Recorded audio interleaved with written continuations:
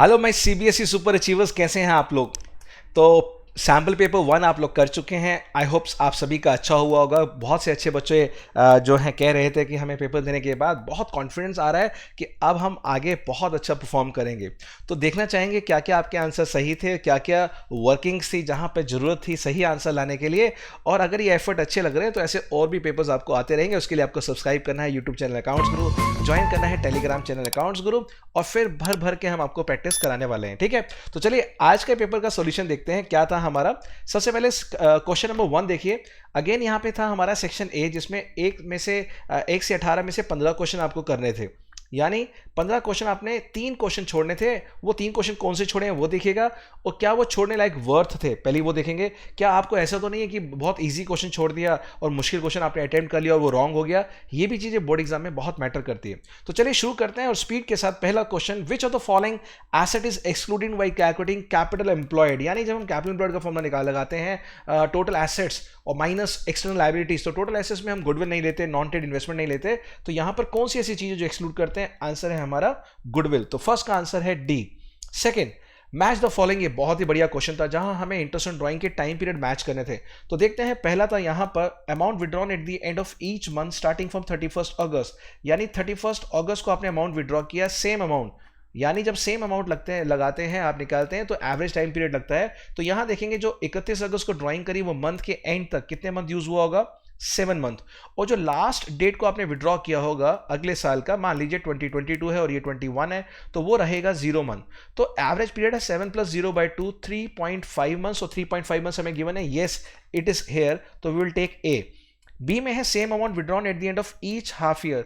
अगर at the end of each half year होता है तो फॉर्मूला रहेगा n-6/2। ये शॉर्टकट फॉर्मूला अगर नहीं आता तो आपको बता दूंगा कि जो भी टाइम पीरियड है उसके अंदर से आपको जो गैप होता है वो या तो प्लस करना होता है बिगिनिंग के लिए, या एंड के लिए माइनस करना पड़ता है। तो यहाँ पे गैप है 6 मंथ्स और वो भी एंड है, एंड के लिए माइनस करना है। अगर यही बिगिनिंग होता ऑफ ईच हाफ ईयर तो n+6/2 हो जाता। तो यहाँ पर अगर देखेंगे तो यहाँ हमारा है time period eight the end of each month 12 - 6/2, तो 6/2 = 3 मंथ्स। तो 3 मंथ्स कहाँ है हमारा? ये तो ये है आंसर बी। तो देखेंगे क्या यहां तक आंसर निकल रहा है ए का 4। तो चेक करिए ए का 4 कहीं है? यस, ए का 4 यहां है। क्या बी का 1 है? यस, बी का 1 यहां है। ऐसा कॉम्बिनेशन कहीं और नहीं है, तो मेरा आंसर डी आ रहा है। यानी 2 चेक करने के बाद ही आपको आ गया this is the wise decision you have to take in the board exam instead of calculating all the 4। Problem कब आती? जब ये 4 और ये 1 यहां भी होता या किसी और ऑप्शन के साथ, तब आपका ये दोनों सेम जा रहा है, तब हमें सी तक जाना पड़ेगा। तो ऐसा आपको बोर्ड में देखना है। If the same amount is withdrawn in the beginning of each quarter. अब आपने बिगिनिंग ऑफ ईच क्वार्टर है तो क्वार्टर का बिगिनिंग ऑफ ईच क्वार्टर में फॉर्मूला होता है n+3/2। तो यानी n है 12, 12 + 3 यानी 15/2 इज इक्वल टू 7.5 मंथ्स, और ये 7.5 मंथ्स यहाँ पे है। तो आंसर है हमारा सी। और लास्ट है, अगर डेट ऑफ ड्राइंग गिवन ना हो, इसमें हम हाफ ईयरली मानते हैं कि साल के बीच में ड्राइंग करी होगी, तो 6 मंथ्स होना चाहिए। यस, ये ऑप्शन है ये। तो अब आगे और देख लेते हैं, क्या सी का सेकेंड है? ये सी का सेकेंड है, ये भी ठीक है। डी का थर्ड है, हाँ ये। तो ये ऑप्शन फाइनल आंसर है, और चेक कर लीजिए क्या आपका आंसर सही है या गलत है। देखते हैं नेक्स्ट क्वेश्चन, थर्ड।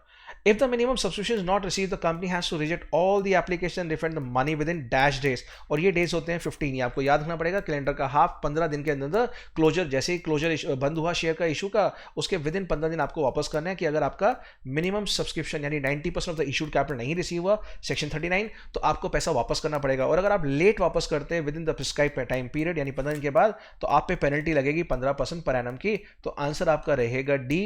इनमें से कोई भी ऐसा नहीं है, तो याद कर लीजिए 15 15 15 15 15 15 15 दिन 15% इंटरेस्ट, 15 दिन 15% इंटरेस्ट, ये याद कर लीजिए। Fourth question, if some amount is receive from shareholder before it is actual become due. जब वो एडवांस आ जाए बिना मांगे तो उसको बोलते हैं कॉज एडवांस। तो देखिए कहीं कॉज एडवांस क्रेडिट लिखा है, ये एरियर है, यहां भी एरियर है, तो C is the right answer. Credit होगा कॉज इन एरिया में। तो चेक कीजिए अपना आंसर। पांचवा पॉइंट, डेटर्स हमें बैलेंस शीट में गिवन है 25,000 and out of which the 4,000 were bad debts. सीधा सीधा पॉइंट ये कह रहा है कि 25,000 है। ये 11th क्लास में आपको सिखाते थे फाइनल अकाउंट्स में, ट्रायल बैलेंस के अंदर होता था डेटर्स, बाहर होता था बैड डेट्स। तो टीचर्स कहते थे बेटा अंदर वाले डेटर में से बाहर के बैड डेट्स माइनस करो, और जो ये 21,000 आ गया, इस 21,000 का 4% निकाल लीजिए, वो है 840। तो 4,000 ये 840 ये दोनों रिवेल के डेबिट में आएंगे, और रिवेल के डेबिट में आपका 4000 प्लस 840 यानी लॉस हो जाएगा 4840, और यही बैलेंस अमाउंट हमने रिवेल का पूछा है। तो जहां जहां गेन है वो क्रॉस लगा दीजिए, जहां जहां लॉस है इनमें से कोई एक आंसर सही होगा, यानी 50% केबीसी की तरह हमने रॉन्ग आंसर हटा दिए। इन दोनों में से अब होंगे 4840। कुछ बच्चों ने डी भी मार्क किया है, उन बच्चों ने क्या किया, 4% निकाल लिया था 25,000 का 25,000 का। उनको ये कॉन्सेप्ट याद नहीं रहा कि डाउटफुल डेटर्स पे प्रोविजन लगता है। व्हाट इज डाउटफुल डेटर्स, लिख लीजिए, total debtors minus new bad debts, यानी पेपर डिस्कशन के साथ साथ कॉन्सेप्ट की भी क्लैरिटी मैं आपको करवा रहा हूं। फाइन, तो right answer is B. B को टिक कर लीजिए, 5,000 नहीं होगा बिकॉज 1000 प्लस 4 वो 5,000 आपने किया वो गलत हो गया।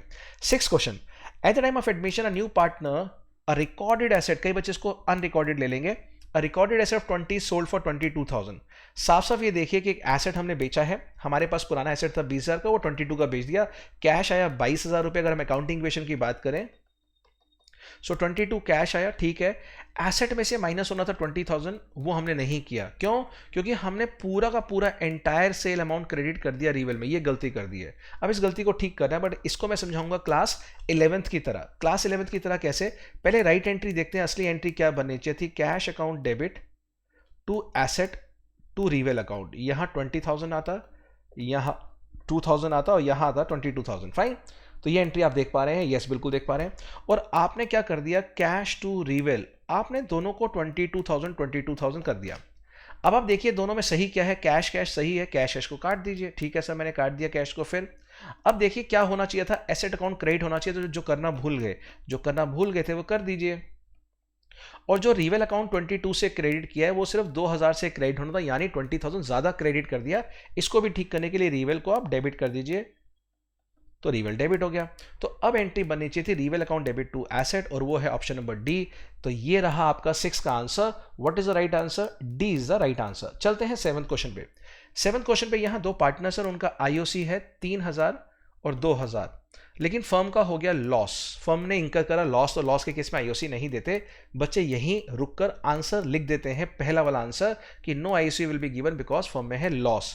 लेकिन आपको आगे भी पढ़ना था। जिन बच्चों ने ए आंसर लिखा मैं उनके लिए कहूंगा उनको पूरा क्वेश्चन पढ़ना चाहिए था। वहां लिखा था इंटरेस्ट ऑन ड्राइंग भी हमने चार्ज करी है पार्टनर से, यानी अब जो आपका लॉस था, ये लॉस था प्रॉफिट एंड लॉस एप्रोप्रिएशन में, जो लॉस था 3,000 और 2,000, यानी लॉस था 3,000 का लॉस था, ठीक है। और यहां आईओडी हमने लिया है ए और बी से, यानी अजय और विकास से 2,500 एंड 1,500 यानी 4,000। तो 4,000 प्रॉफिट, 3,000 लॉस, अब ये कन्वर्ट हो गया प्रॉफिट के अंदर। अब क्योंकि आपका प्रॉफिट है इसमें से हम आईओसी दे सकते हैं, बट क्योंकि प्रॉफिट कम है तो in the ratio of IOC देंगे, यानी 3:2 रेशियो में, जो उनका आईओसी का रेशियो है। तो सही आंसर होना चाहिए था डी, यानी partners will get the IOC in proportion to the IOC. तो ये आपका D is the right answer. देखते हैं 8th क्वेश्चन में। If the deed is absent, what is the rate of interest on loan advanced by a firm to a partner? Please मेरे प्यारे बच्चों, जिन लोगों ने भी 6% पर एनम लिखा है वो रॉन्ग है, आपने जल्दबाजी में किया। जिन्होंने 6% दे दिया उनको वैसे भी गलत था क्योंकि पर एनम नहीं लिखा था, तो ये दोनों आंसर रॉन्ग थे। सही आंसर क्या होना चाहिए था, यहां ध्यान से देखिए, पहले समझिए। यहां लिखा है loan advance by the firm to a partner, यानी ये फर्म की बैलेंस शीट है, फर्म ने एडवांस किया है पार्टनर को, यानी फर्म के लिए डेटर बन गया एक तरह से, यानी बैलेंस शीट का एसेट। तो अगर यहां कोई एज लोन है और डीड नहीं है, इस पे कोई भी इंटरेस्ट नहीं होता, जीरो इंटरेस्ट। वो इंटरेस्ट इस लोन के लिए होता है जो लोन लायबिलिटी साइड पे होता है, ये फर्म ने बोरो किया है। अगर डीड ना हो तो 6% पर एनम इस पे होता है। तो आंसर हमारा रहेगा D, D is the right answer. No interest will be allowed on the loan which is given on the asset side, that is the loan advance by a firm to a partner. I hope आपको ये discussion अच्छी लग रही है और अपनी गलतियां मिल रही है, और आने वाले एग्जाम में आप इसको बहुत सारी लर्निंग के साथ वहां क्रैक करेंगे। तो एफर्ट अच्छे लग रहे हैं तो जहां भी देख रहे हैं, यूट्यूब पे देख रहे हैं तो वहां लाइक सब्सक्राइब कीजिए। टेलीग्राम के थ्रू आपको ये मिला तो उसमें बने रहिएगा हमारे साथ और नए नए यूजफुल बेनिफिट के साथ। चलिए नेक्स्ट देखते हैं हमारा 9th क्वेश्चन, और what is the other name of रिवेल account. ये तो बहुत सिंपल क्वेश्चन आ गया, 2 सेकंड का क्वेश्चन है। सर रिवेल अकाउंट का दूसरा नाम क्या होता है? Profit loss adjustment. एसओपीएल नहीं होता, ये 12th क्लास में आएगा आपको। शेड्यूल 3 कंपनीज बैलेंस शीट जब हम आपको सिखाएंगे, एंड एसओपीएल सिखाएंगे। प्रॉफिट लॉस एप्रोप्रिएशन नहीं होता, ये तो हम कर चुके हैं फंडामेंटल में। और स्टेटमेंट एडजस्टमेंट कुछ होता ही नहीं है रिवेल अकाउंट, तो सही answer is D. 10th question, a company forfeited 200 shares of 10 each eight 2 rupees premium. 12 में हमने बेचा, ठीक है। फाइनल कॉल नहीं आई 6,000 की, इसका मतलब हमने पूरा 10 का 10 कॉल्ड कर लिया है। अगर फाइनल कॉल नहीं आई तो 10 रुपये पूरे मांग लिए। What amount will be debited to share capital. देखिए कितना बढ़िया क्वेश्चन आया है। हमने सिर्फ ये पूछा है फोफीचर की एंट्री में शेयर कैपिटल किससे डेबिट होता है। तो आपके 200 शेयर हैं, तो हम कितना लें, 10 रुपीज़ लें या 12 रुपये लें, ओनली फेस वैल्यू, और वो भी पूरा कॉल्ड है। So 200 into 10 2000 A is the right answer. जिन लोगों ने 12 रुपये लेके कोशिश करा होगा तो वो 12 के हिसाब से आंसर नहीं आ रहा होगा, यानी जब भी कॉल्ड अप होगा उसमें एक्सक्लूडिंग प्रीमियम होगा। तो यहाँ पर हमारा 12 टू 2400 अगर ऑप्शन होता, अगर मैं इसकी जगह 2400 दे दूं तो शायद आपका क्वेश्चन गलत हो जाए कि आप 2400 पे भी टिक कर सकते थे। चलिए 11th क्वेश्चन देखते हैं। यहाँ पे मांगा है calculate the amount of second and final call, और इक्विटी शेयर 50 रुपये का है, ठीक है, 20% प्रीमियम है, 20% प्रीमियम होता है 10 रुपये, तो 60, ब्रेकअप है 20, एप्लीकेशन 30, अलॉटमेंट, तो बैलेंस कितना होगा, नेचुरली 60 बनना चाहिए, तो ये 50 बन रहा है, ये 10 होगा। कॉन्सेप्ट वाइज देखना चाहते हैं तो ये 20 जो 30 है अलॉटमेंट का, ये है 20 + 10, क्योंकि प्रीमियम जब कुछ ना लिखा हो तो अलॉटमेंट पे होता है। तो 20 रुपीज़ अलॉटमेंट है विदाउट प्रीमियम, 20 रुपीज़ एप्लीकेशन, तो 10 बचा, वैसे भी 10 आ रहा है, टोटल करके देखेंगे तो भी आना चाहिए, और अगर आप प्रीमियम को हटा के देखेंगे तो भी। तो आंसर मेरा 10 है, यानी आंसर सी होना चाहिए, और आप अपना आंसर से चेक कीजिए, yes it should be C. Now 12th question के अंदर यहाँ पर लिखा है एक शेयर है 10 रुपये का जो 3 रुपये प्रीमियम पे इशू है, on which full amount has been called, full amount has been called and 8 has been received, pay हो गया 8 इंक्लूडिंग प्रीमियम।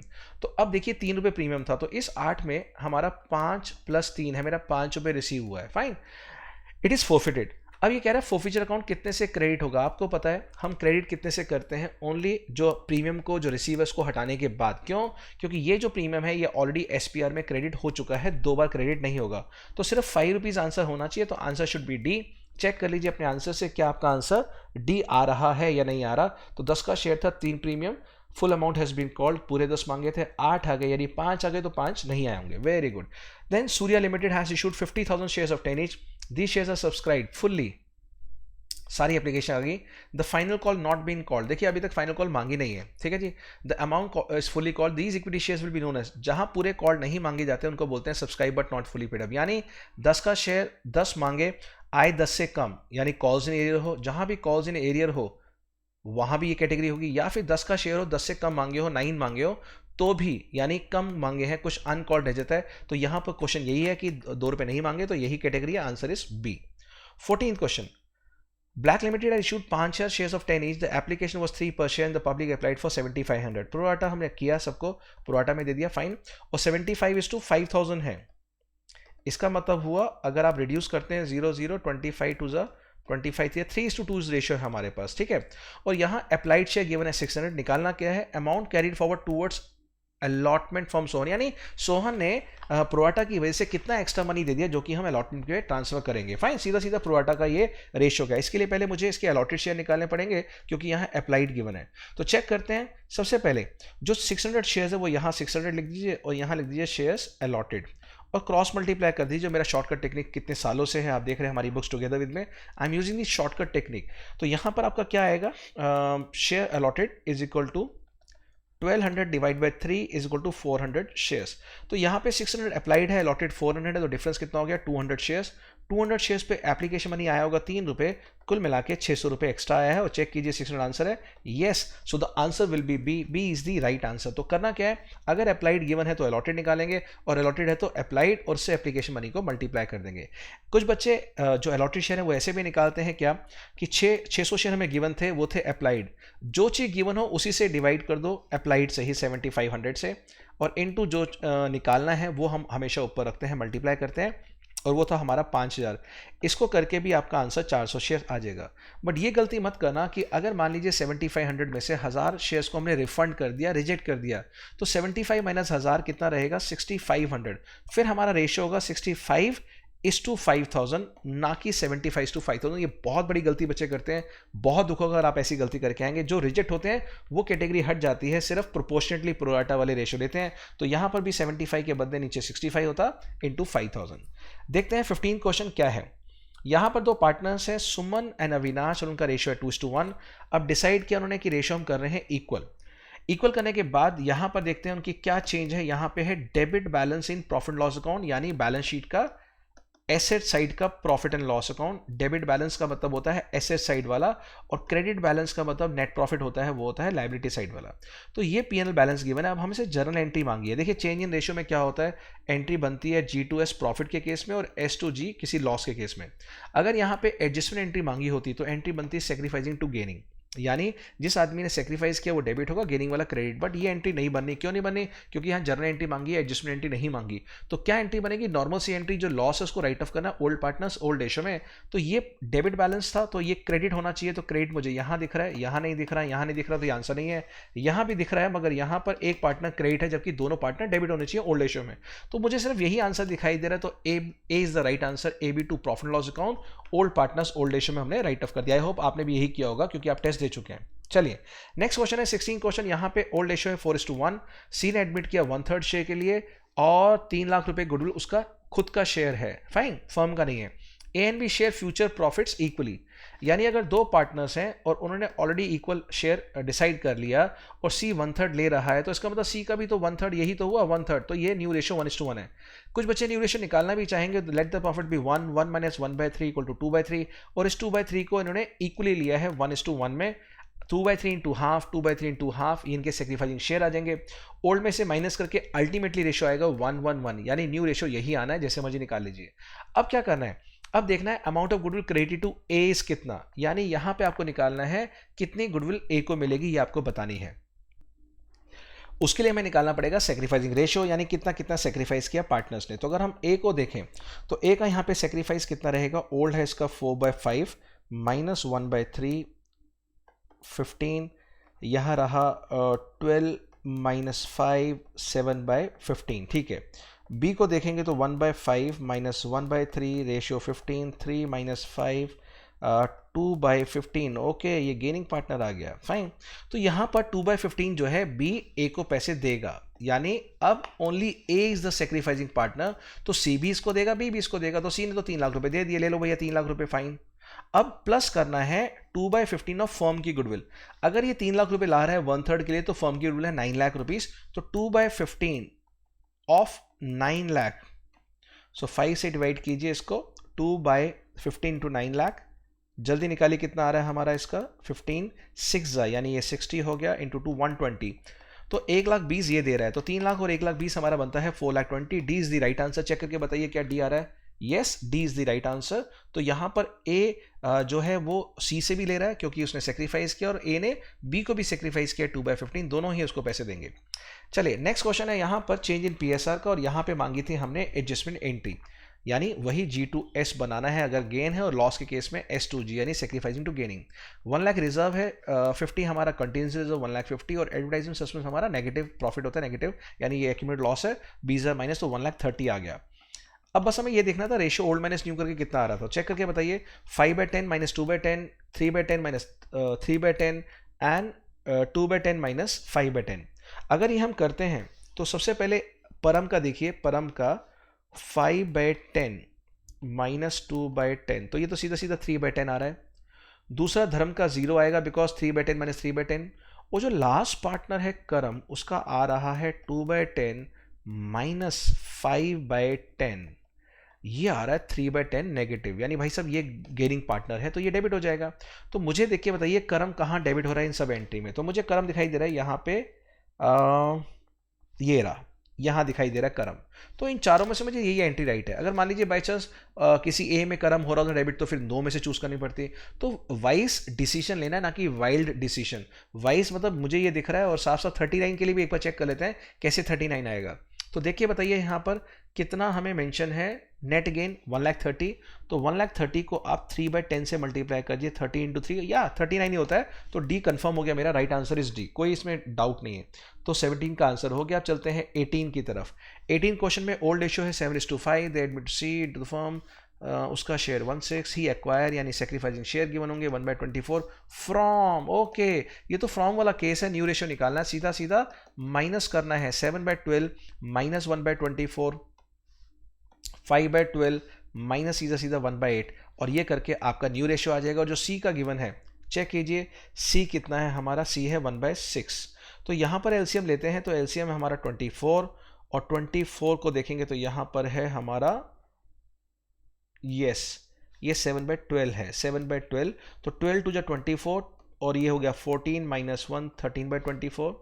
यहाँ भी हमारा एलसीएम आएगा 24, 12 टू जा 24, 10 माइनस 3 7/24, इसको 24 बनाने के लिए 4/4, तो 4/24, तो मेरा रेशियो बन रहा है 13:7:4। चेक कीजिए, ओ yes, A is the right answer, यहाँ पे हमारा आंसर आ गया है। फाइन, तो ये हमारा 18 क्वेश्चन हुए और लगभग हमारे 19 से 20 मिनट में हो चुके हैं 18 क्वेश्चन। मैंने यहाँ 18 कराए हैं क्योंकि हम जो भी 15 क्वेश्चन आपने किए होंगे वो टैली कर सकते हैं, बट ये 18 क्वेश्चन करने के लिए बोर्ड के हिसाब से 36 मिनट मिलते हैं और हमने लगभग 20 मिनट में कर लिए, 16 मिनट बचा लिए। This is what you have to do in the board examination, because जो ये सेक्शन ए है, ये सेक्शन ए है हमारा रिमेंबरिंग अंडरस्टैंडिंग बेस पे। फाइन, तो ये सेक्शन जल्दी से कर लीजिएगा और 10 से 12-15 मिनट बचा लीजिएगा, ताकि वो सेक्शन बी में जो है पेपर स्पॉयलर्स आएंगे, थोड़ा सा टाइम कंज्यूमिंग वाले क्वेश्चन आएंगे, तो वो वहाँ पे आपका टाइम बच जाएगा। फाइन, तो ये थे हमारे 18 क्वेश्चन। और फिर दोबारा कह रहा हूँ, अगर आपको हमारे एफर्ट अच्छे लग रहे हैं तो डू लाइक सब्सक्राइब। हमारा सोशल मीडिया पे यूट्यूब चैनल हो गया, हमारा जो मोबाइल ऐप है अकाउंट्स गुरु, वो डाउनलोड करके रखिए और मिलिए हमसे कहाँ, टेलीग्राम चैनल पर। तो सभी के लिंक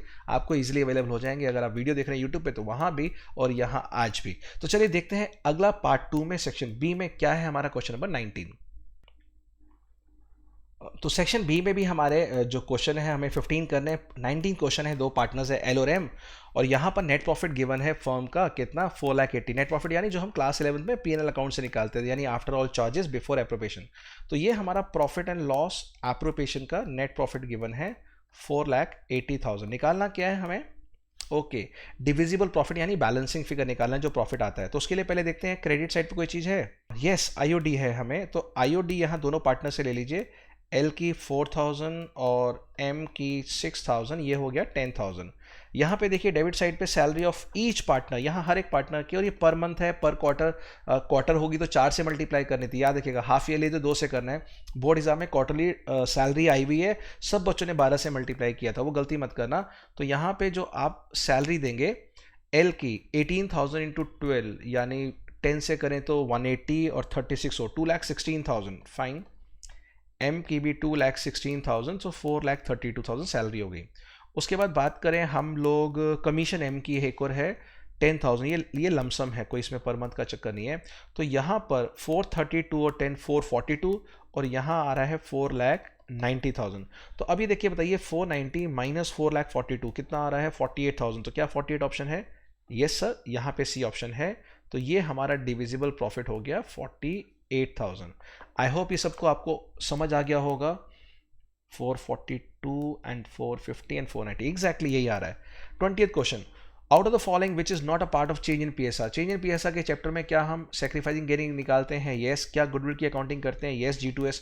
क्या रिजर्व सरप्लस की करते हैं? यस, इसमें भी G2S होता है या ट्रांसफर होता है। क्या डी होता है डिसॉल्व पर? ना ना ना ना, ये कहाँ से आ गया? तो ये आंसर है डी। चेंज इन पीएसआर में कभी भी फर्म डिसॉल्व नहीं होती, ओनली पार्टनरशिप एग्रीमेंट, यानी एक नया एग्रीमेंट बनता है, फर्म डिसॉल्व नहीं होती, पार्टनरशिप डिसॉल्व होती है। ठीक है, चलिए 21 क्वेश्चन आ गया और ये है आपका एसर्शन रीजन बेस्ड क्वेश्चन 21। तो पढ़िए क्या है इसका आंसर, देखते हैं। इस क्वेश्चन के अंदर अगर आप ध्यान से पढ़ेंगे, यहाँ पे कॉन्सेप्ट चेक कर रहे हैं, आईएफआर की नॉलेज चेक कर रहे हैं।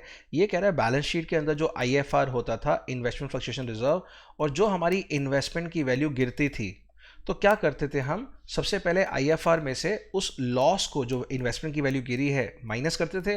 अगर कुछ सरप्लस बचता था, यानी अगर 15,000 हमारा आईएफआर है और 10,000 इन्वेस्टमेंट की वैल्यू गिरी है, तो वो जो बैलेंस 5,000 है वो ओल्ड पार्टनर्स ओल्ड रेशियो में जाता है। तो बिल्कुल सही बात है, फैक्ट है।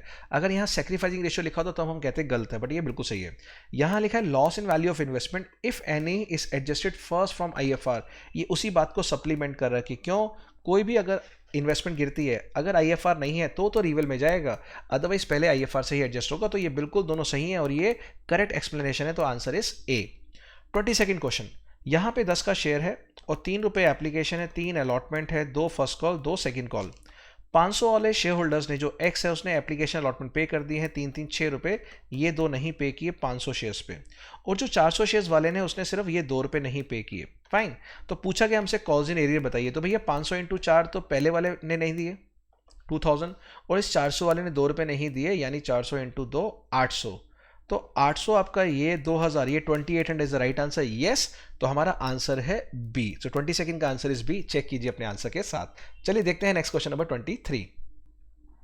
सो ये क्वेश्चन जो 23 है ये चेक करेगा आपकी कैपिटल रिजर्व निकालने की नॉलेज को, कॉन्सेप्ट को।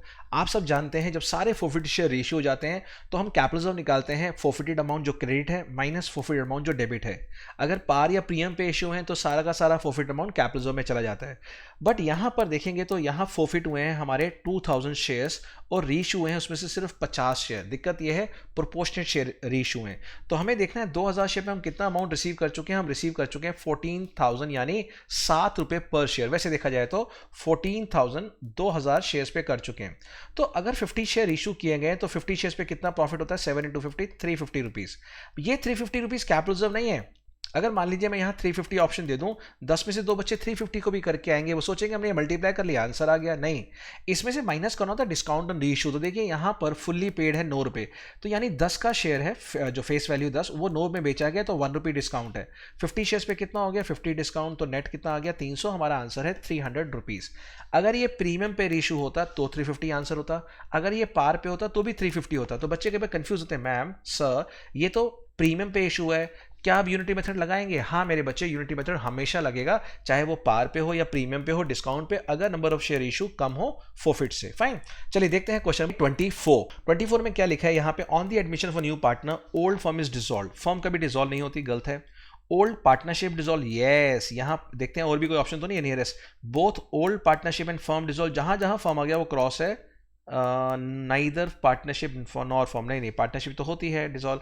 तो हमारा B is the right answer कि जब एक एडमिशन, रिटायरमेंट, डेथ में देखेंगे या चेंज इन पीएसआर में से तो ओल्ड पार्टनरशिप इज डिसॉल्व यानी ओल्ड एग्रीमेंट डिसॉल्व होता है। तो B is the right answer. 25 का आंसर है when the balance sheet is prepared after the new partnership agreement the assets and liabilities are recorded at historical, cost, realizable, revalued. Okay, तो यहां पे answer D होना चाहिए, revalued figure पे। क्यों? क्योंकि हम रीवैल्यू करते हैं, एसेस करते हैं मार्केट में क्या है, कितने की वैल्यू हमें निकलनी है। तो हम जो बैलेंस शीट में वैल्यू है वो हमारी एक तरह से हिस्टोरिकल कॉस्ट है, उसको हम करंट वैल्यू से, जो आज की वैल्यू से रीवैल्यू करके और नई वैल्यू फिर हम बैलेंस शीट में शो करते हैं। तो the answer should be D, revalued values हम शो करते हैं। फाइन, क्वेश्चन नंबर 26 पढ़ते हैं। सो इस क्वेश्चन में हमें सीधा सीधा मांगा है क्या कि शेयर्स गिवन है 1 लाख शेयर्स गिवन है, 3 रुपए फर्स्ट कॉल है, तो हमें 3 लाख रुपए फर्स्ट कॉल के आने हैं। ये क्वेश्चन में ये लिखा है। उसमें से एक शेयर होल्डर्स ने 500 वो शेयर जिसके पास शेयर्स हैं 3 रुपए नहीं पे किए, तो 1 लाख इंटू 3 होता है 3 लाख। 3 लाख में से 1500 नहीं दिए तो कितने दिए 298,500। ठीक है। अर्जुन एक दूसरा शेयर होल्डर है, 1000 शेयर्स है, उसने सेकेंड कॉल और फाइनल कॉल 5 रुपए की फर्स्ट कॉल के साथ दे दी, तो 1000 इंटू 5 5000। तो ये बस ये पूछ रहा है कितनी अमाउंट रिसीव हुई है कॉल पे, सिंपल सा क्वेश्चन है। तो पहले कॉल का 3 लाख रुपए माइनस 1500 जो नहीं आया, हमारा 2,99,000 2,98,500 क्योंकि 1500 माइनस कर दिया, प्लस 5000 हमारा ये आ गया। तो ये करने के बाद हमारा आ रहा है 3,03,500। चेक करके बताओ क्या ये ऑप्शन है? And yes, option is there, C. तो C is the right answer. तो ये हमारा 298,500 कैसे आया? 3 लाख में से 1500 माइनस कर दिया और बाकी हमने 5,000 ऐड कर दिए। फाइन, चलिए देखते हैं क्वेश्चन नंबर 27।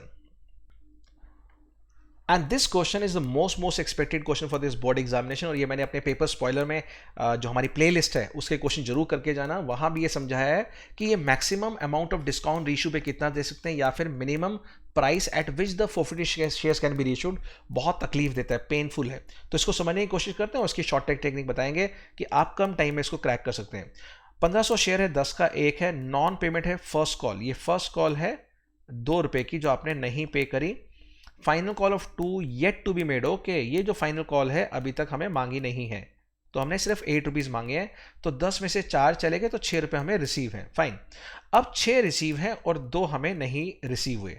पूछा है कि मैक्सिमम अमाउंट ऑफ डिस्काउंट आप कितना दे सकते हैं। तो आप सभी को पता है मैक्सिमम डिस्काउंट के लिए मैंने क्या बताया है, द अमाउंट ऑलरेडी फोरफिटेड। तो हम 6 रुपए मैक्सिमम डिस्काउंट दे सकते हैं, प्लीज रिमेंबर। और अगर आपसे पूछे मिनिमम प्राइस कितने पे रीइश्यू कर सकते हैं, तो जो अमाउंट नॉट रिसीव्ड होता है वो amount can be the minimum price. Please लिख लीजिए, ये आपका बहुत बड़ी हेडेक खत्म कर रहा हूं इस क्वेश्चन के साथ। तो maximum discount is the amount received and what is the minimum price, वो है 2 रुपए। कैसे, इस एग्जांपल में देखते हैं। 10 में से 2 तो हमने मांगी नहीं, तो 8 कॉल्ड अप है। तो अगर 8 कॉल्ड अप है तो रीइश्यू भी 8 कॉल्ड अप पे ही होगा if the question is silent. तो वहां पर जो रिसीव है 6 रुपए वो हमारा क्या हो जाएगा, बैंक यानी जो मैक्सिमम डिस्काउंट फोफीचर में, और जो बाकी 2 रुपीज़ बच गया वो बैंक में चला जाएगा। तो मिनिमम प्राइस कितना है, 2 रुपीज़ में इशू हो सकता है, बिकॉज 6 रुपये तक हम डिस्काउंट दे सकते हैं। तो इसका आंसर 6 रुपये के हिसाब से शेयर्स है हमारे पास 1500, तो 1500 into 6, 9000 is the right answer. Check करके बताइए क्या 9000 सही आंसर आ रहा है, मेरे हिसाब से 9000 है, and yes 9000 is the right answer. देखते हैं एक और एसेशन रीजन, टोटल हमारे 6 आने वाले हैं एसेशन रीजन बेस्ड क्वेश्चन। तो देखते हैं क्या है ये वाला क्वेश्चन, पढ़ के देखिए। सो आई होप क्वेश्चन 28 पढ़ने के बाद सीधा सीधा आंसर आपको क्रैक हो गया होगा, बिकॉज पहली लाइन में लिखा है गुडविल इज अ फिटिश एसेट, जो पॉसिबल नहीं है, goodwill is N intangible asset, तो ये फॉल्स है। तो यहाँ पे फॉल्स वाला आपको ये दिख रहा है, तो ये सीधा सीधा डी होना ही चाहिए। और दूसरा देख लेते हैं, fictitious asset don't have a value, it can not be purchase और sold with any other asset, तो ये तो होता ही नहीं है, मतलब ये तो बिल्कुल सही बात है कि फिटिश एसेट की कोई वैल्यू होती नहीं है, तो ये ट्रू है, रीजन ट्रू है, बट ए फॉल्स होने की वजह से आपका आंसर डी बन गया है। 29 क्वेश्चन एक बहुत बढ़िया क्वेश्चन है, ये मैंने अपने मॉक पेपर में दिए हैं, अपनी बुक्स में टुगेदर में आपके साथ शेयर किया हुआ है। ये है रिवर्स गियर क्वेश्चन। अगेन ये मेरे पेपर स्पॉयलर्स का फेवरेट क्वेश्चन है, तो आप यूट्यूब चैनल में प्लेलिस्ट में पेपर स्पॉयलर्स जरूर करके जाना, कभी भी एग्जाम से, किसी भी एग्जाम से पहले, कोई भी एग्जाम हो आपका। यहाँ देखते हैं, ये पूछा गया है कि एक स्टॉक की रीवैल्यूड वैल्यू कितनी, यानी इंक्रीज डिक्रीज होने के बाद। यहाँ पे रिवल का प्रॉफिट या लॉस हम दे देते हैं, 2-3 एसेट्स के या लाइबिलिटीज के इंक्रीज दे देते हैं, बट एक एसेट की वैल्यू छोड़ देते हैं। तो वो पहले आपको निकालना है रिवल का बैलेंसिंग फिगर, कितने से वो एसेट इंक्रीज या डिक्रीज हुआ है, और पुरानी वैल्यू में उसको प्लस माइनस करके आपको नई वैल्यू निकालनी है। तो यहां पर देखेंगे सबसे पहले रिवल अकाउंट के लिए क्या क्या इंफॉर्मेशन गिवन थी। सबसे पहले यहां गिवन है मशीनरी, जो है हमारी मशीनरी 2,20,000 की थी, ये 220 है, वो वैल्यू रह गई है 2 लाख की। तो हमारी 20,000 मशीन की वैल्यू गिर गई है, तो मैंने यहाँ पे 20 लिख दिया। फिर हमारे पास क्योंकि स्टॉक की वैल्यू निकालनी है, इसलिए मैंने स्टॉक को छोड़ दिया है। डेटर्स 140 है, उसमें से 5% प्रोविजन क्रिएट नहीं करना, राइट बैक करना है, कम करना है प्रोविजन को। क्यों? क्योंकि डेटर्स गुड थे, तो 5% प्रोविजन को हमें कम करना है। तो यहां 140 में से 5% निकाला, तो प्रोविजन हमारा आ गया 7,000। फाइन, 10% होता है 14, तो 5% 7, बिल्कुल सही है। अब उसके बाद गिवन है यहां पर क्या, कि प्रॉफिट गिवन है 6,000 रुपीज, वो भी ए का। तो अगर 2 और 3 रेशियो है, 2/5 ऑफ एक्स, मैं टोटल प्रॉफिट एक्स ले रहा हूं, उसका प्रॉफिट अगर हमारे पास है मोटा मोटा कितना है 6,000, तो x कितना हो जाएगा, x हो जाएगा हमारा 15,000। टोटल प्रॉफिट आ गया 15,000, तो वो प्रॉफिट भी 15,000 यहां लिख सकते हैं, ए बी का कंबाइन। तो 35 डेबिट पे आ रहा है, यहां आ रहा है 7। तो आप बताइए 35 - 7 कितना डिफरेंस आ गया, आप कहेंगे सर 28। यस, ये है इंक्रीज इन स्टॉक, क्योंकि मैंने कहा था ना किसी एक को छोड़ देंगे, वो अगर डेबिट साइड पे डिफरेंस आता तो डिक्रीज इन स्टॉक होता, माइनस कर देते ओरिजिनल वैल्यू में से, और बाय में आया तो इंक्रीज इन स्टॉक है। तो इसको हम इंक्रीज इन स्टॉक ही मान रहे हैं। 28 पुरानी वैल्यू थी हमारे पास 1 लाख, और 28 इंक्रीज है, तो 128 ये आ गया। मैं रिक्वेस्ट करूंगा ऐसे क्वेश्चन बहुत सारे प्रैक्टिस करके जाइएगा, तभी वहां क्रैक कर पाएंगे। इसके लिए आपको कॉन्सेप्ट क्लैरिटी की जरूरत है। कई बच्चे इस 15,000 को जो हमने निकाला है 6,000 इंटू 5/2, यस 30,000/2 15,000, कई बच्चे इस 15 को यहां लिख देते हैं, वो सोचते हैं प्रॉफिट यहां आता है, जबकि 100-150 क्वेश्चन कर चुके हैं, उनको पता है रिवल का प्रॉफिट कहां आता है, लेफ्ट साइड पे, बट वो सोचते हैं प्रॉफिट इज ऑलवेज क्रेडिटेड, तो 15,000 क्रेडिट में डाल के आ जाते हैं और पूरा रॉन्ग हो जाता है। तो गलती आप नहीं करेंगे। नेक्स्ट देखते हैं क्वेश्चन नंबर 30th। सो 30th क्वेश्चन देखते हैं, यहां पे लिखा है on admission of a new partner what entry will be pass and old customer whose account was written off as bad has paid. कई बच्चे पेड वर्ड नहीं देखते, वो देखते हैं whose account is written off as bad debt. अब bad debt है तो नेचुरली वो बैड डेट हो गया आपका, तो बैड डेट्स टू डेटर ही होगा। यहां लिखा है उसने पे कर दिया, यानी बैड डेट्स रिकवर्ड है।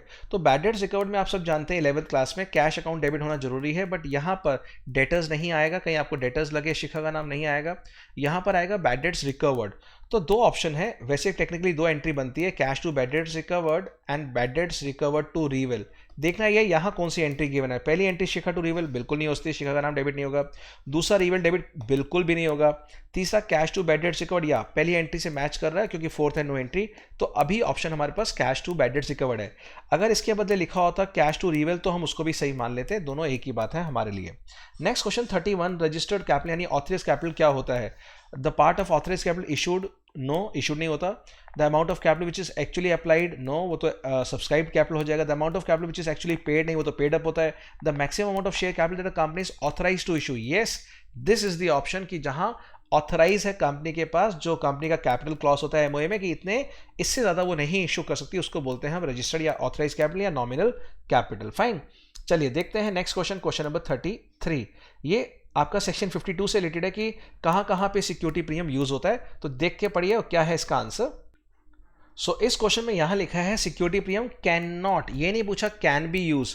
तो आप सभी जानते हैं हमारा जो न्यूमेरिक टेक्निक हमने आपके साथ डिस्कस किया हुआ है, पीसी यानी प्रियंका चोपड़ा ने फुल प्लेट बिरयानी खाई, यानी पी से writing off preliminary expenses, C से कोई भी कमीशन डिस्काउंट एक्सपेंस और इश्यू ऑफ शेयर्स, एफ से fully paid up bonus share, P से प्रीमियम और redemption of debentures preference shares and B से बायबैक ऑफ शेयर। तो इन पांचों में से देखेंगे तो हमारा जो है fully paid up bonus shares है यानी F, purchasing the own share यानी बायबैक का है B, writing off preliminary expense का है पी। अब ये मिस हो रहा है पार्टली पेड अप शेयर, यहाँ पे partly paid up bonus shares का कोई ऐसा यूज नहीं गिवन, तो B is the right answer. और भी अगर हम दे दें आपको परचेज ऑफ फिक्स एसेट्स, वो भी आंसर रॉन्ग होगा। जो भी इन पांचों से अलग हटके होगा, you have to write that this answer is wrong, it can not be use. 34th question पे बढ़ते हैं, again one of the AR question. At the time of admission of new partner existing goodwill, यानी जो balance sheet के ऐसे side पे goodwill होती है, पुरानी गुडविल, वो डेबिट होती है to old partners capital account. बिल्कुल सही है, बिकॉज आपको पता होगा कोई भी एंट्री पास करने से पहले we have to write off this old goodwill, A debit B debit, यानी old partners to goodwill old ratio. और goodwill is an intangible and fictitious, अगर वो यहां तक होता तो बिल्कुल सही होता, तो आंसर ए होता, बट यहां पे एंड फिटिशियस डालते ही ये रॉन्ग हो गया। तो ये आंसर क्या है, ये ट्रू है, यानी ए ट्रू है बट बी इज फॉल्स, क्योंकि goodwill is an intangible and fictitious asset नहीं होता। तो this is true, this is false. तो आप देख लीजिए कौन सा ऐसा हमारे पास क्वेश्चन है कि यस सी है, जिसमें ए ट्रू होता है और बी क्या होता है हमारा फॉल्स। तो ये आंसर इज सी। चलिए देखते हैं 35 क्वेश्चन। ये जो क्वेश्चन है बहुत ही बढ़िया क्वेश्चन है। यहाँ पर अगेन वो चेक कर रहे हैं जो हमने आगे भी चेक किया था कि एसेट साइड पे अगर पार्टनर्स लोन होता है तो उस पर कोई इंटरेस्ट नहीं होता। तो यहाँ पर सेम चीज हमने अलग ढंग से पूछी है कि अगर एग्रीमेंट ना हो, एक्सप्रेस एग्रीमेंट यानी राइटिंग में ना हो, अगर ओरल हो, तो 6% इंटरेस्ट पर एनम ऐसा किस सिचुएशन में देते हैं कि डीड ना होने के बावजूद भी हम देना पड़ेगा। पहला है opening balance of capital account no, closing balance of partners capital no, opening balance of partners current no. तो तीनों नो है, बस एक ही नजर आ रहा है on a loan given by partner to the firm. देखिए यहां पर ये उसी लोन की बात कर रहे हैं जो लोन लायबिलिटी साइड पे हो, यानी किसी पार्टनर ने फर्म को दे रखा हो, तो इस पे वो 6% पर एनम होता है। तो ये आंसर बिल्कुल सही है। Last question of the section B of part 1 यानी 1836 हम करने जा रहे हैं खत्म। यहां पे old ratio new ratio given है, यानी चेंज इन पीएसआर है, वर्कमैन्स रिजर्व में 90,000 है और क्लेम है 99,000, 9,000 ज्यादा। इस 9,000 ज्यादा को कैसे ट्रीट करेंगे ये बताइए। क्या 9,000 डेबिट होगा पार्टनर्स कैपिटल अकाउंट में? नहीं। क्या वो क्रेडिट होगा पार्टनर्स में? नो। न्यू रेशियो में? नहीं। क्या वो डेबिट होगा रीवेल में? यस। मैं हमेशा कहता हूं जो भी पैसा कम पड़ेगा, आपके पास शॉर्ट पड़ गया तो वो आप रीवेल से निकालते हैं यहां पर, तो यहां पे रीवेल अकाउंट डेबिट होगा। और क्या 90,000 डेबिट होगा? नहीं, ये भी नहीं है, तो C is the right answer. सो ये देखिए लगभग अगर हमने 37-38 मिनट्स के अंदर आपका पूरा 36 क्वेश्चन कर लिए हैं, तो एक एवरेज एक तरह से 1 मिनट पर क्वेश्चन की आ रही है। इस तरह की स्पीड आपने रखनी है एग्जाम में। और जो क्वेश्चन को आपने 10 क्वेश्चन छोड़ने हैं उनको अनसर्कल करने के लिए भी टाइम आपको चाहिए होगा इनमें, वो भी बहुत क्रूशियल है। और जो स्क्वायर बॉक्स है उसको तो जरूर फिल करके आना, कहीं अंदर के आपके मार्क्स रॉन्ग हो गए हैं तो वो आपको बचा लेंगे। तो ये टाइम बचा के रखना उन गलतियों के लिए, ठीक है। तो ये हमारे 36 हो चुके हैं। चलिए देखते हैं सेक्शन सी, जिसमें कि हमारे केस बेस्ड यानी कॉम्पिटेंसी बेस्ड क्वेश्चन आएंगे, उसको पढ़ते हैं। ये जो 37 और 38 दो क्वेश्चन है वो इसी स्टोरी से बेस है। आप स्टोरी पढ़ लीजिए। इसमें क्या है कि जो इस स्टोरी के अंदर 2-3 लाइन ऊपर की काम की नहीं होगी, आपको इमोशनल करने के लिए गिवन होगा। मेन आप नीचे वाले क्वेश्चन पहले पढ़ना, फिर स्टोरी पढ़ना। बच्चे क्या करेंगे, इस क्वेश्चन को 3 टाइम्स पढ़ेंगे, 3 टाइम्स, और टाइम वेस्ट होगा। हम ऐसा नहीं करेंगे। पहले हम क्वेश्चन देखते हैं। ये पूछ रहा है एसपीआर में कितना अमाउंट जाएगा, दूसरा कितना अमाउंट रिफंड होगा। बस ये 2 क्वेश्चन हमें ध्यान करना है, फोकस करना है, प्रीमियम पे और बैंक पे, यानी कितना पैसा रिफंड करना है। यहां लिखा है कंपनी ने 7,50,000 के शेयर्स इशू किए, तो ये सबसे बड़ी बात है कि कितने शेयर इशू करने हैं, 7,50,000 के। 10 रुपए का शेयर है और 50% प्रीमियम है, 5 रुपए प्रीमियम, तो 15 रुपए हो गया। और सबसे बड़ी क्रिटिकल लाइन इसमें यहां पे अगर आपको देखना है कि सर ऐसी कौन सी लाइन है जिसकी वजह से मेरा गलत हो रहा है, वो ये लाइन थी जो आपने नहीं पढ़ी और ये टाइम वेस्ट करा गई आपकी बहुत ज्यादा। कैसे?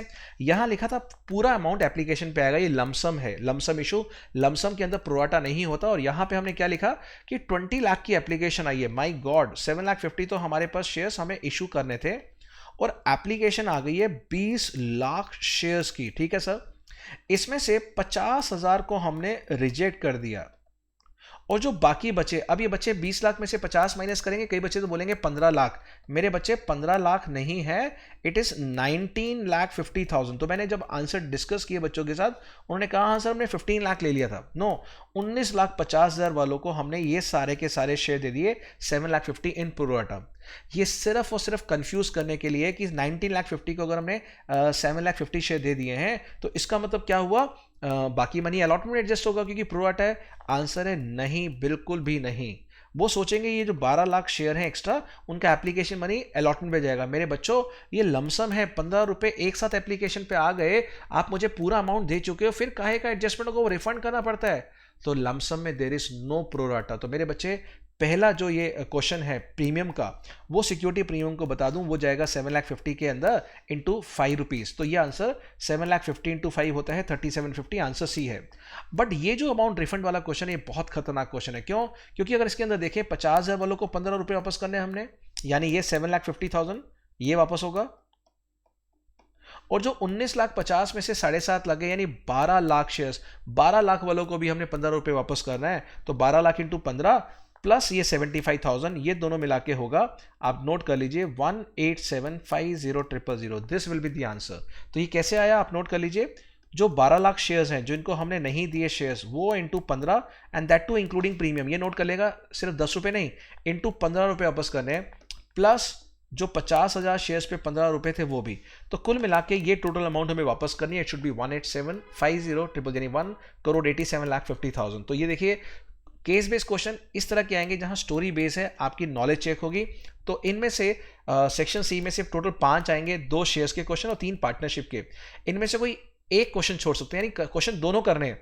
जब भी मैं पूछता हूं, डिस्कस करता हूं, एक करना है, वो सोचते हैं या तो ऊपर वाला क्वेश्चन करना है ये, या फिर नीचे वाला। ऐसा नहीं, दोनों ही करने हैं। बट जो उनके सब पार्ट्स हैं, पार्टनरशिप में 3 है, उसमें शेयर्स में 2, तो कुल मिला के 5 क्वेश्चन में से कोई 1 क्वेश्चन छोड़ना है, 4 क्वेश्चन सॉल्व करने हैं। ठीक है, तो अब बढ़ते हैं नेक्स्ट क्वेश्चन में, 39, 40, 41, यानी इसके बाद हमारा पार्ट 1 खत्म हो जाएगा। तो पढ़िए क्वेश्चन और डिस्कस करते हैं। सुनाओ, ये जो 3 क्वेश्चन है 39, 40, 41, ये है आपका मिक्स है, यानी यहां पर एक तरह से पास एडजस्टमेंट है, रेक्टिफिकेशन ऑफ एरर है, कि यहां पे 3 सालों के प्रॉफिट गिवन है आपको, 15,000, 25 एंड 50, टोटल बनते हैं 90,000। वो डिवाइड हो गए हैं 1:1:2 में, यानी 1:1:2 के अंदर, और ओल्ड रेशियो गिवन नहीं है। जब ओल्ड रेशियो ना गिवन हो तो क्या लेते हैं हम, इक्वल। तो यहां पे प्रॉब्लम क्या है कि ये 90,000 बढ़ चुका है, इस रेशियो में बढ़ना था 1:1:1 के अंदर। एक ही एडजस्टमेंट करनी है हमें, पास एडजस्टमेंट, और एक एंट्री हमें चेक करनी है, क्या एंट्री बनेगी। तो पहला क्वेश्चन ये है, amount of profit credit to Priyanka in past 3 year, यानी जो प्रियंका है उसका शेयर जो है लास्ट 3 सालों में कितना प्रॉफिट मिल गया होगा, उसको ये बताना है। तो रॉन्ग रेशियो क्या है हमारा, 1:2, इसी में प्रॉफिट अभी तक बटा होगा। तो ये 90,000 को 2/4 करके बताइए कितना आंसर आता है। तो पहले का आंसर 90,000 इंटू 2/4 अगर हम करते हैं तो 45,000 आता है। क्या ऑप्शन है 45,000 की, एंड यस हम देख सकते हैं सी इज द राइट आंसर। ऐसे ही अब जो सेकंड है, द मोना रिसीव्ड, जो अमाउंट मोना को मिली, कितनी शॉर्ट मिली है, कितनी शॉर्ट, मतलब कि यहां पे हम कह रहे हैं कि कितना अमाउंट कम मिला है, यानी हमें एडजस्टमेंट एंट्री पास करनी है। तो इस 90 को अगर 1:2 में बांटें तो बनता है हमारा MNOP 22,500, 22,500 एंड 45,000। ये तीनों हम इसको डेबिट कर लेंगे क्योंकि हमें वापस लेना है। और जो सही रेशो है 90,000 को 111 रेशो में, यानी 30,000, 30,000 एंड 30,000, ये बनता है क्रेडिट क्रेडिट क्रेडिट। अब आप देख लीजिए हमें किसका क्वेश्चन पूछा है, मोना का। तो मोना को डेबिट है 22,500, क्रेडिट है 30,000, तो किसको कितना कम मिला है, 7,500 उसको और मिलना है। यहां देखेंगे निशा को भी 7,500 कम मिला है, और यहां देखेंगे तो हमारा टोटल होता है 15,000, ये डेबिट हो जाएगा, इसको ज्यादा मिल चुका है। तो यहां क्वेश्चन में सिर्फ मोना के बारे में पूछा है, तो मोना का 75 क्रेडिट होना चाहिए, तो आंसर बी है। तो चेक कर लीजिए, आंसर इज बी। और लास्ट पार्ट क्या है, एडजस्टमेंट एंट्री, यानी क्या बनेगी एडजस्टमेंट एंट्री, इसमें यहां पर जो पार्टनर है प्रियंका वो डेबिट होगी, और बाकी मोना और निशा क्रेडिट हो जाएंगे। तो चेक करते हैं कहां पर प्रियंका डेबिट हुई है, चेक कीजिए। यस, यहां पे हुई है, यहां हुई है, बट यहां पे एक मोना है, हमें दोनों चाहिए 75 से क्रेडिट, तो वो ऑप्शन ए है। तो 41 का आंसर ए आ रहा है। This is the right answer. So यहां पर हमारा खत्म होता है पूरे 41 क्वेश्चन, यानी इनमें से 34 करने थे हमें। सेक्शन ए में से हम 3 क्वेश्चन छोड़ सकते थे, सेक्शन बी में से 3, और यहां पर हम 1 क्वेश्चन। तो कुल मिला के 15 + 15 + 7 34 क्वेश्चन करने थे। तो जब आप OMR शीट दे रहे हैं तो याद रखिएगा कि यहां आपने 34 किए होने चाहिए, और 7 क्वेश्चन पे आपका सर्कल रखा होना चाहिए अनअटेम्प्टेड के अंदर, ये पता होना चाहिए। फाइन, चलिए देखते हैं नेक्स्ट, चलते हैं अब हम पार्ट 2 की तरफ सेक्शन ए। यहां पर हमारे 7 क्वेश्चन आएंगे जिसमें से हमें करने हैं 5 और सेक्शन बी में से भी 7 में से करने हैं 6, यानी टोटल 11 क्वेश्चन करने हैं। तो चलिए पढ़ते हैं question number 42। Revenue for operation है 8 लाख और ग्रॉस प्रॉफिट है 25% on cost. Fine. Operating ratio है 90% और हमें ऑपरेटिंग एक्सपेंसेस निकालने के लिए बोला गया है। 4 ऑप्शन गिवन है। अब हमें यह देखना है कि जो ऑपरेटिंग रेशियो होता है इसका फॉर्मूला होता है operating cost upon RFO into 100। और ऑपरेटिंग कॉस्ट क्या होता है हमारा? ऑपरेटिंग कॉस्ट होता है टोटल। किसका टोटल? एक तो cost of revenue for operation और दूसरा ऑपरेटिंग एक्सपेंसेस का। तो अगर हम ये cost of revenue for operation यहां से निकाल लें इस फॉर्मूले से सेल के साथ लगा के, तो हमारा ऑपरेटिंग एक्सपेंस आराम से निकल जाएगा। बिकॉज हम एक तो ऑपरेटिंग कॉस्ट निकाल सकते हैं 90%। अगर हम 90% निकालें 8 लाख रुपीस का तो 7,20,000 होती है मेरी ऑपरेटिंग कॉस्ट। और ये यहाँ पर कॉस्ट ऑफ रेवेन्यू ऑपरेशन हम इससे निकाल लें और इसको ले लें अगर x, तो आराम से निकल सकता है। तो सारा का सारा इसमें बस मेन पॉइंट क्या है, आपको cost of revenue for operation निकालना आना चाहिए। तो कैसे निकालेंगे? एक तरीका होता है x का, बिकॉज ये तो सेल्स गिवन है, यहाँ पे कॉस्ट है। So let the cost of revenue of operation be x and gross profit is 25% of x is equal to 8 lakh. ये करके आप x निकाल सकते हैं। या फिर शॉर्टकट मेथड कि यहाँ पर जो 25% ऑन कॉस्ट है हम मान के चलते हैं 25% का मतलब 1/4, यानी 25/100 is equal to 1/4 on cost. और अगर मैथमेटिकली इसको सेल में कन्वर्ट करना हो तो 1 नीचे हम ऐड कर देते हैं। So 1/5 on sale. आप ये ऐसे भी ले सकते हैं, let cost be 100, profit is 25% of cost 25, selling price is 125। So अगर कॉस्ट पे लेते हैं तो ये 25/100 यानी 1/4 आता है। सेलिंग प्राइस पे लेते हैं 25/125 तो 1/5। तो ये शॉर्टकट टेक्निक 1/5 ले लिया। सो 1/5 इंटू 8 लाख ये आता है हमारा 1,60,000। तो ग्रॉस प्रॉफिट हमारा अगर 1,60,000 है और 8 लाख सेल है तो कॉस्ट ऑफ रेवेन्यू हमारा आ जाएगा 6,40,000। अब ये 640 है तो x कैसे निकलेगा? इसको 720 में से माइनस कर दी तो आगे answer 80,000 and 80 is the right answer. तो बहुत ही बढ़िया क्वेश्चन है। ये अगर आप 2-4 बार प्रैक्टिस करेंगे तो इस तरह के और नए क्वेश्चन आप आराम से हैंडल कर पाएंगे। देखते हैं 43rd question. Bad debts recovered हुए हैं और बैड डेट्स रिकवर्ड होने में कितने हैं? 25,000 will not effect the following ratio. Not effect पूछा है, कौन से रेशियो को असर नहीं करेगा? तो उसके लिए पहले आपको एक तो ट्रेडिंग अकाउंट का कॉन्सेप्ट पता होना चाहिए कि ट्रेडिंग अकाउंट में ये बैड डेट्स रिकवर्ड नहीं आता। बिकॉज एंट्री क्या होती है? Cash to bad debts recovered. और आप सब जानते हैं बैड डेट्स हमारा ऑपरेटिंग कॉस्ट होता है, ऑपरेटिंग एक्सपेंस है सेलिंग एंड डिस्ट्रीब्यूशन का। तो bad debts recovered operating income हो गया। तो बेसिकली यहां पर ये प्रॉफिट एंड लॉस अकाउंट के अंदर बाय साइड में बैड डेट्स रिकवर्ड हम यहां पर शो करते हैं। तो यहां पर ये हो गया ग्रॉस प्रॉफिट जो यहां से निकला था और इसमें से बैड डेट्स रिकवर्ड अगर ऐड कर देंगे तो नेट प्रॉफिट हमारा बढ़ जाएगा। तो जहां जहां नेट प्रॉफिट आता है वो रेशियो इफेक्टेड होंगे, जैसे कि ROI रिटर्न ऑन इन्वेस्टमेंट। तो रिटर्न ऑन इन्वेस्टमेंट में ROI में प्रॉफिट बिफोर इंटरेस्ट टैक्स लेते हैं तो ये इसका पार्ट बन जाएगा, तो ये इफेक्टेड होगा। क्योंकि ये bad debts recovered operating profit है तो ऑपरेटिंग प्रॉफिट रेशियो भी इफेक्ट होगा, बढ़ जाएगा। और अगर ऑपरेटिंग प्रॉफिट रेशियो बढ़ेगा तो ऑपरेटिंग रेशियो नेचुरली गिर जाएगा, बिकॉज ये कॉम्प्लीमेंट्री टू ईच अदर होते हैं, इनका टोटल का 100% होता है। तो इसका मतलब ये 3 तो इफेक्टेड होंगे बट एक ग्रॉस प्रॉफिट रेशियो जो इफेक्ट नहीं होगा। Why? Because gross profit ratio हमारा निकलता है ट्रेडिंग अकाउंट से और ट्रेडिंग में बैड डेट्स रिकवर्ड की एंट्री होती ही नहीं है। So this is the D is the right answer जो इफेक्ट नहीं हुआ होगा। तो देखिए आपका आंसर क्या था और अगर मिस्टेक है तो डेफिनेटली आप इसे कवर कर सकते हो। तो ये एंट्री है cash to bad debts recovered. देखते हैं 44 क्वेश्चन, ये है एसेशन रीजन बेस्ड क्वेश्चन का। यहां ये कहा गया कि अगर शेयर होल्डर्स ने ज़्यादा पैसा लगाया है एसेट्स को फाइनेंस करने में तो ये कंपनी के लिए जो कंपनी के क्रेडिटर्स हैं उनके लिए एक सिक्योरिटी प्रोवाइड करता है।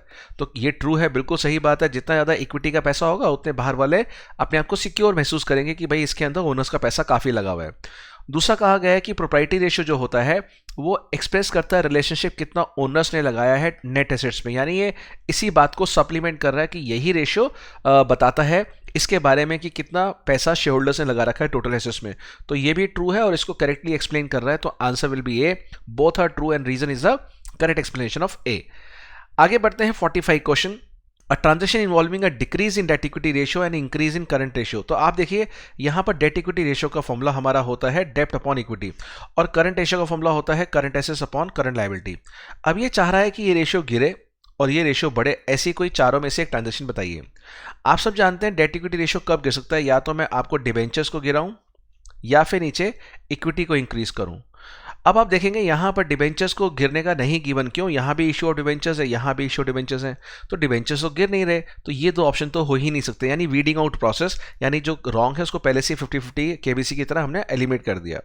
अब देखते हैं क्या कोई ऐसा ऑप्शन है जिसमें इक्विटी शेयर्स यानी इक्विटी बढ़ रहा हो, तो यहाँ देखेंगे रिडम्पशन ऑफ प्रेफरेंस शेयर है, ये इक्विटी गिर रहा है, तो ये भी ऑप्शन नहीं होगी। तो सिर्फ इक्विटी बढ़ने की ऑप्शन एक ही गिवन है, issue of shares for cash. क्या इस ऑप्शन से करंट रेशियो बढ़ रहा है? हम कहेंगे यस, बिकॉज करंट एसेस कब बढ़ेगा? जब हमारा ये जो करंट एसेस है ये इंक्रीज होगा तो करंट रेशियो इंक्रीज हो जाएगा, तो कैश के इंक्रीज होने से डेफिनेटली इंक्रीज होता है। तो अगर हम देखें रीइशू की एंट्री, जो नॉर्मली हम रीइशू ऑफ शेयर्स में बनाते हैं बैंक टू शेयर कैपिटल, तो यहां से करंट एसेट बढ़ रहा है, यहां से इक्विटी बढ़ रही है, तो करंट एसेट्स के बढ़ने से ये रेशियो तो इंक्रीज हो जाएगा और इक्विटी के बढ़ने से ये रेशियो डिक्रीज हो जाएगा, तो आंसर हमारा है सी। देन 46 क्वेश्चन है, time series requires dash analysis. आप सभी जानते हैं जो हमारे हॉरिजॉन्टल एनालिसिस करते हैं यानी कंपैरेटिव बनाते हैं उनको बोलते हैं टाइम सीरीज, और जो वर्टिकल बनाते हैं कॉमन साइज उसको बोलते हैं वर्टिकल एनालिसिस। फाइन, तो ये हमारा हो गया 46 क्वेश्चन। भी बढ़ते हैं 47 की तरफ। तो यहाँ पर मैच द फॉलोइंग आपको करना था। सबसे पहले अगर देखें कि इजी वाला यहाँ पर है एम्प्लॉय बेनिफिट एक्सपेंस, तो वो वेजेस है, तो यानी ये हो गया डी। फाइनेंस कॉस्ट आप देखते हैं हमेशा interest on debentures, interest on boring आता है, तो ये हो गया सी। तो क्या हम इन दो ऑप्शन से अभी देख पा रहे हैं कि डी का सेकंड पॉइंट कहाँ लिखा है? तो देखें डी का यहाँ भी सेकंड नहीं है, यहाँ भी सेकंड नहीं है, यहाँ भी सेकंड नहीं है, इसका मतलब ये लग रहा है। तो पहले दो आंसर को ही क्रॉस चेक करके हम देख सकते हैं, और जो हमारा सी था कौन सा है? हाँ, finance cost, C finance cost है, सी का आंसर होना चाहिए 4, वो भी यहाँ पे टिक हो रहा है। अब बाकी बचे ये दो, इसको देख लेते हैं। अदर एक्सपेंस कैरेज आउटवर्ड, इन सभी में से अदर एक्सपेंस है, तो बी का फर्स्ट होना चाहिए, तो देखेंगे हाँ ये बी का फर्स्ट है। और बचा कौन सा? ए, डेप्रिसिएशन एमोर्टाइजेशन। एमोर्टाइज क्या होती है? गुडविल, तो येस ऑफ कोर्स ये इसका आंसर है। तो हमारा D is the right answer for this match the following. तो आपको टाइम भी कम लगाना है और आंसर भी सही निकालना है। देखते हैं 48 क्वेश्चन, पढ़िए जरा। तो यहाँ पर अगर आप देखेंगे ये पूछा गया है कि इनमें से कौन सी ऐसी आइटम है जो करंट एसेट्स जो है उसमें which of the following item is shown under the current assets. कौन सी आइटम करंट एसेट्स की हेडिंग में companies balance sheet as per schedule 3 हम इसको शो करते हैं। तो अगर आप देखेंगे ए, बी और डी में, तो ए में प्रोविजन फॉर टैक्स था, आप सब जानते हैं शॉर्ट टर्म प्रोविजन है, वो करंट एसेट्स में नहीं आता। यहाँ भी प्रोविजन फॉर टैक्स है, ये भी नहीं आएगा, और इसमें तो जानबूझकर तीनों में एक तरह से हमने आइटम दे दी जो करंट एसेट्स की नहीं है। बाकी अगर देखेंगे तो यहाँ पर मोटर व्हीकल था, वो भी हमारा नॉन करंट एसेट्स होता था, ये तो बिल्कुल नहीं होगा। यहाँ बाकी सब आइटम करंट थे इसको छोड़ के, और लास्ट वाले में भी इसको छोड़ के, और हमारा प्रिलिमिनरी एक्सपेंसेस गिवन है। तो ये हमारा कुल मिला के C is the right answer, because C के अंदर हमारा बिल रिसीवेबल, स्टॉक, कैश और लूज टूल भी इन्वेंट्री का पार्ट होता है, यानी आपका करंट एसेट होता है। तो यहाँ 48 का right answer will be C. चलिए देखते हैं, ये तो हमारा खत्म हुआ पार्ट 2 का सेक्शन ए, और अब है पार्ट 2 का सेक्शन बी। यहाँ भी 7 क्वेश्चंस होंगे, करने हैं आपको 6, और ऑर्डर रहेगा 49 से 55। तो देखते हैं 49 क्वेश्चन। तो यहाँ हमने आपको लिस्ट दी है 1 और 2, यहाँ 4 ऑप्शन है, ये 2 ऑप्शन है, इसमें से आपने क्या करना है? मैच करना है। पब्लिक डिपॉजिट यानी पब्लिक से जो पैसा बोरिंग करा है, इसका लॉन्ग टर्म बोरिंग हमारी, तो 1 का रहेगा सी, यानी ये इसका 1 आंसर है। ट्रेडमार्क हमारे होते हैं intangible asset, like goodwill, patent, trademark, copyrights, ये होते हैं इंटेंजिबल, तो 2 ये रहेगा। तो 1 का आंसर सी होना चाहिए, तो देख पा रहे हैं यहाँ पर है, और 2 का आंसर होना चाहिए डी, यहाँ देख पा रहे हैं। सो this is the right option, 49 का आंसर रहेगा ए। आई होप आप सभी ने ये आंसर सही लिखा होगा। 50th question, revenue for operation है 5 लाख और cost of revenue for operation है 60%। अगर कॉस्ट ऑफ रेवेन्यू 60% है तो ग्रॉस प्रॉफिट कितना हो गया? 40%। फाइन। अब यहाँ पर गिवन है ऑपरेटिंग एक्सपेंसेस, यानी सेलिंग, डिस्ट्रीब्यूशन है, ऑफिस एडमिनिस्ट्रेशन है, और rate of income tax is 40%। What will be the amount of profit after tax? Basically आपको यहाँ पर ट्रेडिंग अकाउंट जो हम बनाते थे, ग्रॉस प्रॉफिट निकालते थे, ग्रॉस प्रॉफिट में से हम माइनस करते थे हमारे सारे एक्सपेंसेस। तो देखते हैं ग्रॉस प्रॉफिट क्या है। तो 40% हमारा 5 लाख का है, gross profit is 2 lakh. 2 lakh के ग्रॉस प्रॉफिट में से माइनस क्या करना है हमें? ऑपरेटिंग एक्सपेंसेस 40,000, और ये आ गया हमारा 1,60,000। ये हो गया हमारा नेट प्रॉफिट, बट ये नेट प्रॉफिट हमारा है बिफोर टैक्स। इसमें से 40% अभी टैक्स और माइनस करेंगे, तो 40% टैक्स माइनस करके आप देखिए कितना आ रहा है आपका? 1,60,000, और 40% हो गया 64,000। तो 1,60,000 minus 64, it's coming out to be 96,000, and yes, D will be the right answer. Yes, तो 50 का right answer is 96। पढ़ते हैं 51 क्वेश्चन। सो यहां पर गिवन है the dash is a measure of liquidity which excludes dash generally the least liquid asset. अब ये जो एक्सक्लूड लिखा है जो कि लिक्विड नहीं होता वो इन्वेंट्री की बात कर रहा है, तो इन चारों में से इन्वेंट्री यहां दो जगह है। अब इन दोनों में से कौन सा राइट आंसर होगा वो हम देखते हैं। यहां लिखा है the dash is a measure of liquidity which exclude. अब इन्वेंट्री जो एक्सक्लूड होता है वो करंट रेशियो में तो एक्सक्लूड नहीं होता, किस में होता है, लिक्विड रेशियो में। तो right answer will B D, because ये जो इन्वेंट्री है ये कहाँ एक्सक्लूड होता है, लिक्विड रेशियो में। तो यहां लिक्विड रेशियो आंसर हो गया, तो इसका आंसर हो गया डी। सो 51 का आंसर डी हो गया। अब देखते हैं नेक्स्ट क्वेश्चन 52 और ये है रीजन एसेशन का। यहां पर लिखा है जो interest accrued but not due, interest accrued but not due on borings is shown under other current liability, यानी करंट लाइबिलिटी के अंदर शो होता है और अदर करंट लाइबिलिटी के अंदर। ठीक है, फाइन। अब यहां कह रहा है all liabilities of which the payment is expected to be made within 12 months from the date of balance sheet shall be current।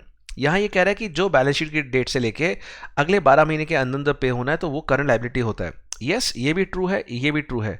क्या ये इस बात को सपोर्ट कर रहा है? यस, बिकॉज ये भी क्या है, पेबल है विद इन 12 मंथ्स, तो ये करंट लाइबिलिटी का पार्ट है। बट क्योंकि अदर करंट लाइबिलिटी उसी के अंदर आता है तो हम कहेंगे यस, ये इसका आंसर बिल्कुल सही एक्सप्लेन कर रहा है। The right answer will be A. So इसका आंसर रहेगा ए। पढ़ते हैं 53rd क्वेश्चन। तो इस 53rd क्वेश्चन में यहां असर्शन गिवन है कि जो ऑपरेटिंग कॉस्ट होती है वो होती है cost of revenue from operation plus operating expenses minus operating income. पहली बात, क्या ये ट्रू है या फॉल्स है, इसको समझते हैं, क्योंकि सारा फोकस हमारा पहला असर्शन पे होना चाहिए। एकदम से दोनों पढ़ के फिर हम कंफ्यूज हो जाते हैं, तो पहले फोकस रखिए असर्शन के ऊपर।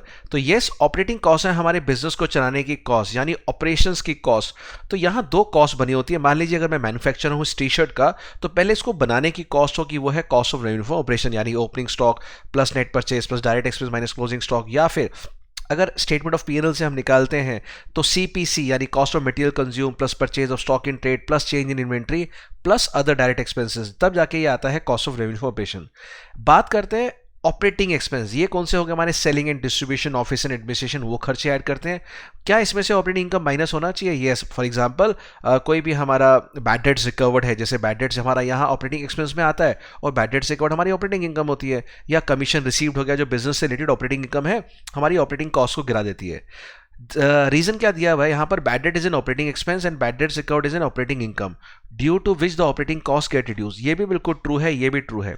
बट क्या ये इस पूरे फॉर्मूले को एक्सप्लेन कर रही है? पर्टिकुलर इस क्वेश्चन के अंदर कुछ बच्चे इसको ए भी लिखेंगे, कुछ इसको बी भी लिखेंगे। और अगर ऐसा क्वेश्चन बोर्ड में आता है वो वैसे ही इंग्लिश की तरह क्वेश्चन बन जाएगा कि जहां पर दोनों पॉसिबिलिटीज लग रही थी। ऐसा ही क्वेश्चन ये है, डिपेंड करता है किस लेवल की आपकी अंडरस्टैंडिंग है क्या, क्योंकि एसेशन रीजन बेस्ड जो है पर्सन टू पर्सन समझने के अंदर डिफरेंस है। तो यहां पर कुछ बच्चे कहेंगे सर बिल्कुल आपने कहा था बैड डेट्स ऑपरेटिंग एक्सपेंस होता है और बैड डेट्स रिकवर्ड हमारा ऑपरेटिंग इनकम, तो यहां पर ऑपरेटिंग कॉस्ट रिड्यूस हो जाती है। ये सही कह रहा है, सप्लीमेंट कर रहा है। तो कुछ बच्चे इसको ए कहेंगे, कुछ बच्चे कहेंगे कि सर ये तो सिर्फ एक सिचुएशन को एक्सप्लेन कर रहा है, पूरे ऑपरेटिंग कॉस्ट को नहीं समझा रहा। तो ऑपरेटिंग कॉस्ट पूरे को एज अ इसमें कॉस्ट ऑफ रेवेन्यू ऑपरेशन भी आ रहा है, वो इसके बारे में नहीं समझा रहा। तो कुछ बच्चे कहेंगे कि दोनों ट्रू है but is not the correct explanation.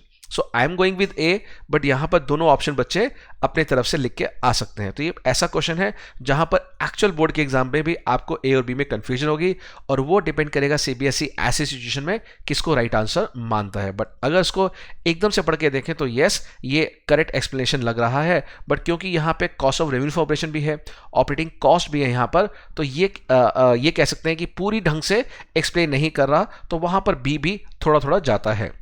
तो ऐसे एक्चुअल क्वेश्चन बनते हैं जहां पर की डिबेट हो सकती है, जहां पर की डिस्कशंस हो सकती है, उनमें से एक क्वेश्चन है। फाइन, तो ये जानबूझ के दिया ताकि आपको बोर्ड के अंदर भी ऐसे क्वेश्चन को हैंडल करने में इजी रहे। Then 54 question, choice of method of depreciation refers to which limitation of accounting, यानी फाइनेंशियल स्टेटमेंट एनालिसिस में कौन सी लिमिटेशन में बताया गया है कि आप जो दो मेथड होते हैं स्ट्रेट लाइन, डिमिनिशिंग, दोनों में से कोई भी एक चॉइस करते हैं तो वो कौन सी लिमिटेशन के अंदर आता है? क्या वो हिस्टोरिकल एनालिसिस है? नहीं। क्या प्राइस लेवल चेंजेस है? नहीं। क्वालिटेटिव एस्पेक्ट इग्नोर, बिल्कुल भी नहीं। तो ये है बायस, यानी आप ट्रू इमेज या ट्रू पिक्चर नहीं दिखाना चाहते, अपनी मर्जी के हिसाब से आप डेप्रिसिएशन मेथड को चूज कर रहे हैं जो आपको फेवर करे। तो इसका आंसर है ए। Now last question, which of the following statement is true? Bank charges a finance cost, no, bank charges तो अदर एक्सपेंस होता है. Facts and figures represented in the financial statement are based on personal judgement, no, ये तो हमारे पूरे vouching system के हिसाब से वाउचर्स के थ्रू प्रॉपर इनवॉइसेस के थ्रू रिकॉर्डिंग होती है, पर्सनल जजमेंट बिल्कुल भी नहीं होती. वो मेथड्स को अडॉप्ट करने में पर्सनल हो सकता है जो 54 क्वेश्चन में किया, बट पूरी की पूरी अकाउंटिंग पर्सनल नहीं हो सकती. Interest accrued and due on debenture shown under the head of non current liability, no. अभी हमने बताया कोई भी चीज विद इन 12 मंथ्स पे करनी है वो हमारी करंट लायबिलिटी होती है, तो नॉन करंट लायबिलिटी नहीं होगी. Debentures repayable within a period of next 12 months is shown under the head of current liability.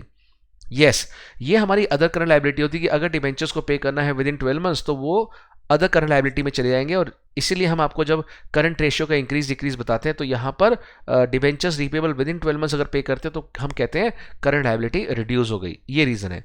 तो ये 55 क्वेश्चन थे और ये मॉक पेपर 1 था.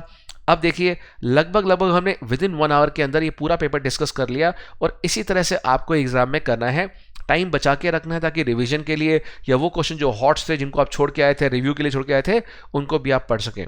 सो आई होप ये मॉक पेपर 1 की डिस्कशन आपको अच्छी लगी होगी.